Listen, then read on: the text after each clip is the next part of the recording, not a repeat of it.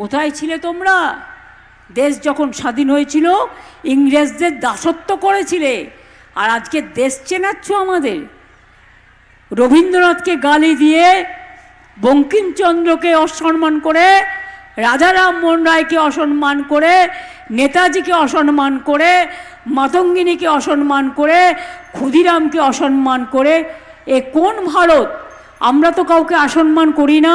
আমরা গান্ধীজিকে দেশের নেতা মানি, মৌলানা আবুল কালাম আজাদকে মানি, আম্বেদকরকে মানি, আমরা লালবাল পালকে মানি, আমরা বল্লভভাই প্যাটেলকে মানি, আমরা সবাইকে মানি। আমরা কোনো ভাগাভাগি করি না, রাজেন্দ্র প্রসাদ থেকে শুরু করে।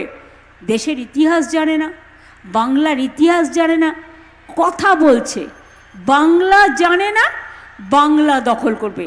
আমরা ছোটোবেলায় বলতাম না, দেখ ওই বাচ্চাটা কীরকম একটু হ্যাংলামো করছে। এটা হ্যাংলামো নয়, বাচ্চারা একটু চায় মা একটু বিস্কুট কিনে দেবে, মা একটু লজেন্স কিনে দেবে, মা একটু কিনে দেবে। এর মানে হ্যাংলামো কেন বলা হয়? এটা বাংলার একটা চলতি ভাষা, যে বেশি লোভ। এদের এত লোভ হয়ে গেছে বাংলা দখল করবার জন্য। এরা এখন বাচ্চারা নয়, বাচ্চাদের আমি খুব ভালোবাসি।